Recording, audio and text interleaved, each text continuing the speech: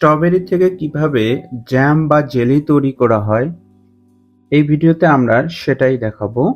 তো আমাদের সাথেই থাকুন এবং দেখতে থাকুন পুরো ভিডিওটি। স্ট্রবেরির প্রথমে চারা তৈরি করা হয়, এজন্য চারার প্রসেসিংটা করা হয়। বিশেষ করে একটি উর্বর মাটি নেওয়া হয়, এরপরে ছোট ছোট চারাগুলো প্রতিটা টবে বসানো হয় সুন্দরভাবে। এবং যেহেতু এটি একটি ফুল এগ্রো প্রসেস, এখানে বোর্ড দ্বারা অর্থাৎ রোবট দ্বারা নিয়ন্ত্রিত একটি এগ্রো কোম্পানি দেখতে পাচ্ছেন। এখানে রোবটের সাহায্যেই স্ট্রবেরিগুলো সংগ্রহ করা হচ্ছে, বাগান থেকে হারভেস্ট করা হচ্ছে। এই রোবটগুলো সাধারণত কালার আইডেন্টিফায়ারের মাধ্যমে শনাক্ত করে থাকে যে কোন স্ট্রবেরিগুলো পাকা। এরপরে স্ট্রবেরিগুলোকে ফ্যাক্টরিতে নেওয়া হচ্ছে জ্যাম বা জেলি তৈরি করার জন্য। ভালোভাবে পানি দ্বারা ওয়াশ করার পর স্ট্রবেরিগুলোকে কোয়ালিটি চেক করা হচ্ছে। এরপরে স্ট্রবেরির যে বোটার অংশ সেটি পরিষ্কার করা হচ্ছে। এরপরে পুনরায় ওয়াশ করা হচ্ছে পানির সাহায্যে।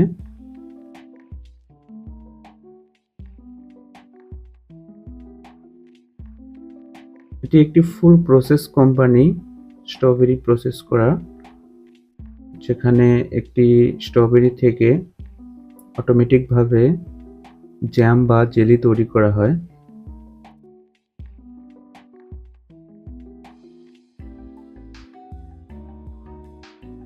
বেশ কয়েকটি ধাপে পানি দ্বারা সম্পূর্ণ পরিষ্কার করে এরপরে স্ট্রবেরিগুলোকে ক্র্যাশিং করা হবে। পুনরায় কোয়ালিটি চেক এবং ত্রুটিযুক্ত স্ট্রবেরিগুলোকে আলাদা করে নেওয়া হয়। এভাবে স্ট্রবেরিগুলোকে টিনের কৌটাজাত করে প্যাকিং করেও বিক্রি করা হয়, যেটিও বেশ অনেক দিন পর্যন্ত টাটকা থাকে, আমরা সবাই জানি। এবার স্ট্রবেরিগুলোকে ক্র্যাশিং করার জন্য প্রস্তুত করা হচ্ছে, যেটি থেকে জ্যাম বা জেলি তৈরি করা হবে।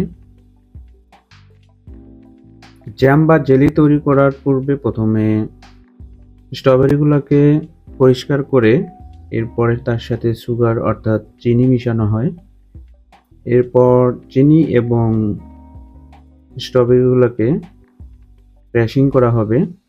তো এখানে ক্র্যাশিং করার জন্য আলাদাভাবে প্রসেস করা পানি সেটি মিশানো হলো স্ট্রবেরি এবং চিনির সঙ্গে। এরপর ট্যাঙ্কে সেগুলোকে ক্র্যাশিং করে এই অবস্থায় নিয়ে আসা হলো। পুরো স্ট্রবেরিগুলো এখন কিছুটা জেলির ন্যায় দেখাচ্ছে। এরপরে ফিল্টার করা হচ্ছে। ফিল্টার শেষে স্ট্রবেরির যে সিরাপটা তৈরি হলো এটি বেশ আকর্ষণীয়। এরপরে সেই উক্ত সিরাপের সঙ্গে পুনরায় চিনি মিশানো হলো এবং ভালোভাবে মিক্সচারের পর জেলির খুব কাছাকাছি পর্যায়ে চলে এসেছে।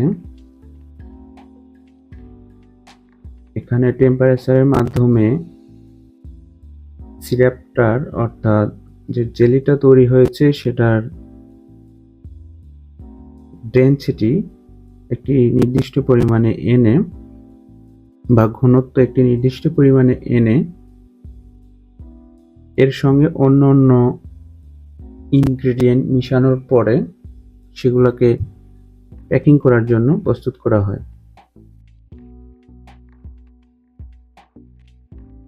এবার প্যাকিং এর জন্য স্ট্রবেরিগুলোকে বিভিন্ন সাইজের কৌটাতে সাইজ অনুযায়ী প্যাকিং করা হচ্ছে। পুরো প্রসেসটি অটোমেটিক ভাবে হয়ে থাকে জ্যাম বা জেলি তৈরির কারখানাগুলোতে। এবার উক্ত কৌটাগুলোর ক্যাপ লাগানোর পালা। ক্যাপটাও অটোমেটিক মেশিনের মাধ্যমেই জ্যাম ভর্তি কৌটাতে গিয়ে সুন্দরভাবে আটকানো হচ্ছে। এবার লেবেলিং করার পালা। তো পুনরায় কৌটাগুলোকে পরিষ্কার করে লেবেলিং এ পাঠানো হচ্ছে। এখানে লেবেলিং অলরেডি কৌটার গায়ে লেগে যাচ্ছে অটোমেটিক ভাবে, যেখানে কোম্পানির লোগো, ডিটেলস সবকিছু থাকে। খুব সুন্দরভাবে কৌটাগুলো এখন বাজারজাতের জন্য প্রস্তুত হয়ে গেছে। দেখতে পাচ্ছেন ব্র্যান্ড স্টিকার এবং লোগো সম্মিলিত। এগুলো ছোট ছোট জ্যামের যে কৌটা সেগুলো, যেগুলো অনেক ছোট মিনি সাইজ। এছাড়াও এগুলো অন্য ভাবে প্যাকিং হয়ে থাকে, যেগুলো আমরা বাজারে দেখতে পাই। এখন এগুলো লেবেলিং করা হচ্ছে। অন টাইম ছোট ছোট বক্স বিভিন্ন সাইজের। এভাবে জ্যাম, জেলি, আচার ইত্যাদি কারখানায় প্রস্তুত করা হয়।